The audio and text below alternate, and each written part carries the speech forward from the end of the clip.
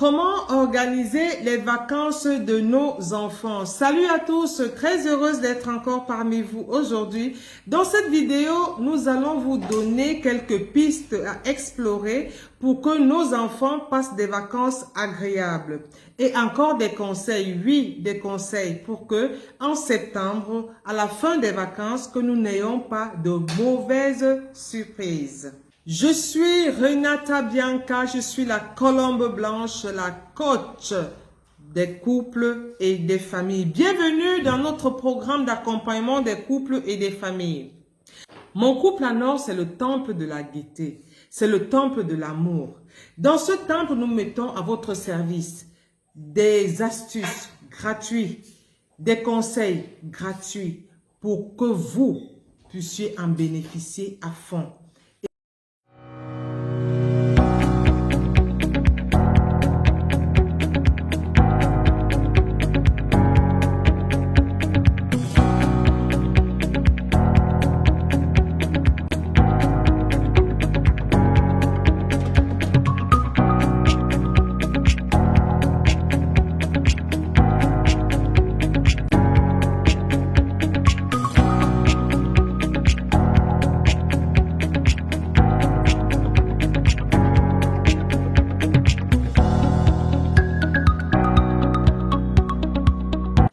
L'école tire à sa fin. Oui, l'année scolaire est finie. Les examens de fin d'année sont en train de battre leur plein. Et alors, les enfants vont aller en vacances. Comment est-ce que nous, parents, devons organiser et planifier les vacances de nos enfants? La première chose que nous allons faire, c'est vous donner quelques lignes, quelques canaux pour que vous puissiez mieux organiser et structurer les vacances des enfants. Et ensuite, des conseils. D'accord? Donc, voilà. Alors, les vacances des enfants peuvent être organisées. J'ai recentré 3 étapes. La première étape, ce sont des voyages. Pour ceux qui peuvent offrir des voyages de luxe, pourquoi pas? Mais n'organisons pas les voyages de luxe juste pour organiser. Il faut que ces voyages donnent quelque chose de plus. Que ces voyages donnent un plus à l'enfant. Que l'enfant puisse se familiariser par exemple avec la mer. Que l'enfant puisse découvrir un endroit exotique, un endroit romantique, un endroit riche en histoire. Vraiment que l'enfant puisse bénéficier de quelque chose parce qu'il y a beaucoup à explorer. Il y a les pèlerinages, il y a des excursions, il y a les camps de vacances, il y a plein de choses que l'enfant peut faire.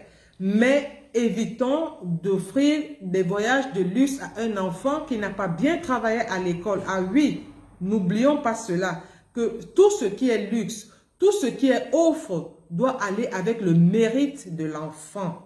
Il ne faut pas encourager l'enfant à la médiocrité. D'accord? Donc, l'enfant qui a passé 9 mois en ville peut se replier au village pour apprendre la réalité du village, pour apprendre nos traditions, nos cultures, nos langues, cette manière différente de vivre au village. Se familiariser avec notre tradition, c'est important. Ne laissons pas de côté nos traditions et nos cultures. Donc, l'enfant peut vraiment, vous pouvez offrir, ce sont des voyages de luxe, hein. Offrir le voyage au village à un enfant, c'est un voyage de luxe. Offrir un voyage à un enfant qui était au village et qui se déplace vers la ville, c'est un voyage de luxe. Donc, ne voyons pas seulement voyage de luxe par avion, par la mer, ou bien non. Le voyage de luxe, c'est ce qui est cher pour toi. Et pour moi, aujourd'hui, le luxe pour moi, c'est connaître ma culture, connaître ma tradition, connaître mes habitudes. Ok? Donc, en ce qui concerne les voyages, bon, il y a aussi les pèlerinages. Il faut que l'enfant puisse aussi se ressourcer, se reconnecter avec la croyance. C'est important parce qu'on a passé le temps à courir parfois. On n'a pas pu s'arrêter pour pouvoir dire Seigneur. Donc, l'enfant peut aussi prendre ce temps de recul pour pouvoir contempler les merveilles du Seigneur. La deuxième chose, c'est le petit commerce. Alors, je conseille le petit commerce aux adolescents, pas aux enfants. Parce que je vois souvent des petits enfants de 5, 6 ans, 7 ans, 8 ans, avec en train de courir à gauche, à droite pour vendre. C'est dangereux. C'est vraiment dangereux. Donc, moi, je conseillerais que les parents dirigent et aident aussi les enfants à pouvoir se familiariser avec le petit commerce. Pourquoi? Parce que c'est un esprit que nous devons inculquer à nos enfants. L'esprit d'entrepreneuriat, l'esprit d'organisation et de discipline. L'enfant apprend à vendre, c'est important. L'enfant apprend à utiliser son potentiel. L'enfant apprend à goûter au plaisir de son fruit, le fruit qu'il a travaillé, le fruit de son travail à la fin de l'année, à la fin des vacances. Parce que c'est bien beau de dire à un enfant, voilà, je t'avais donné 10 000 francs, voici ce que le commerce que tu as fait a donné. Cela a donné 20 000 francs, 25 000 francs. L'enfant est heureux et comme ça, on apprend à l'enfant la valeur de l'argent, la valeur du travail, la valeur les Italiens appellent impegno, la valeur c'est-à-dire de ton entrepreneuriat, du courage que tu as pu mettre pour faire quelque chose. C'est le fruit de ton travail. C'est important. Il y a autre chose, il y a aussi l'enfant peut apprendre à faire un métier. Vous pouvez envoyer votre enfant dans un salon de coiffure, votre enfant dans un salon de couture, à faire apprendre à faire quelque chose avec les mains. Parce que vous savez, la culture à notre époque était que nous ne devions pas faire l'enseignement technique. Parce que quand tu allais en enseignement technique, ça veut dire que tu avais échoué. Nous avons fait les lettres. Qu'est-ce que je sais faire? Rien d'autre que parler. Et peut-être parler même, attention. Donc, nous n'avons pas eu cette culture d'apprendre à faire quelque chose avec les mains.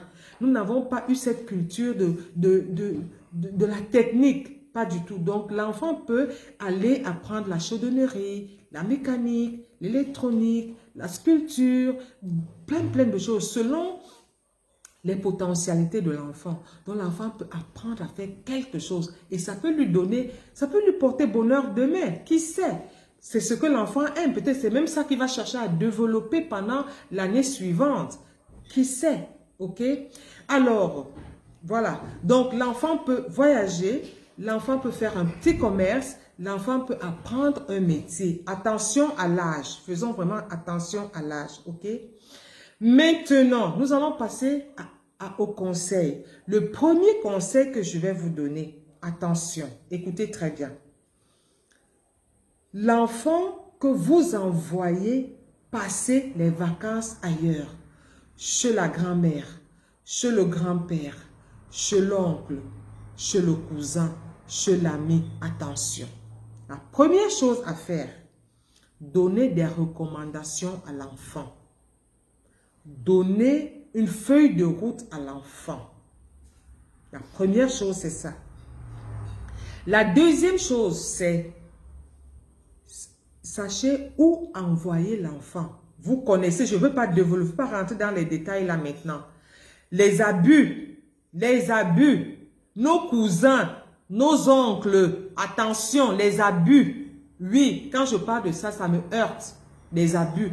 Combien d'enfants ont été abusés? Tu envoies ton enfant chez ton oncle, ton enfant devient la femme de ton oncle et on lui dit, tais-toi, si tu parles, je vais tuer papa, je vais tuer l'enfant. L'enfant se tait, l'enfant souffre, l'enfant a été détruit.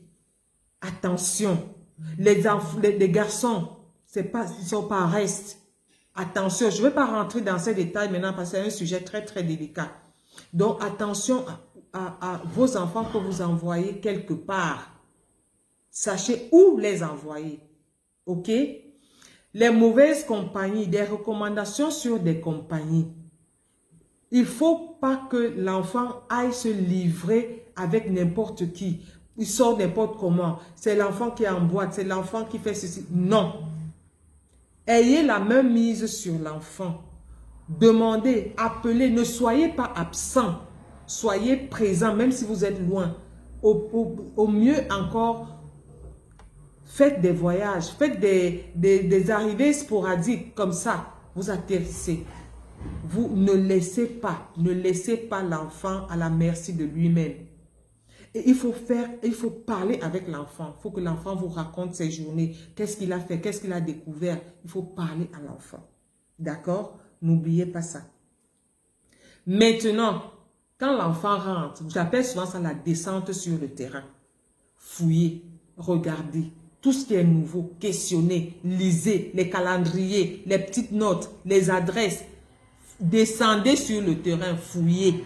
Il n'y a pas de vie privée chez mon enfant. Fouillez. Parce que vous allez découvrir peut-être à temps ce qui aurait pu être pire. Donc, veillez à ce que vous soyez présent. Vous soyez présent. Ne laissez vraiment rien passer comme ça. Posez des questions.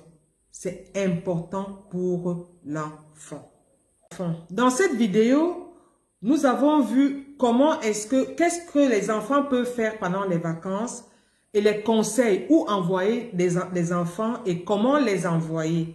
J'espère que cette vidéo vous a été utile, que cette vidéo vous a remué un peu les méninges, cette vidéo vous a suscité un peu plus de curiosité. Ok?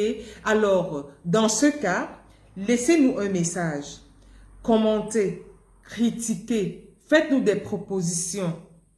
Ok? Ça nous sera utile. Et en plus, partageons cette vidéo. Partageons cette vidéo parce que on ne sait jamais. Cette vidéo va aider quelqu'un, va aider un parent qui a négligé un aspect et qui se réveille. C'est important. Donc, partagez, likez, abonnez-vous sur cette page. Parce que sur cette page, vous allez trouver des conseils gratuitement. Vous allez trouver des astuces. Vraiment, c'est gratuit. Parce que nous sommes là pour vous.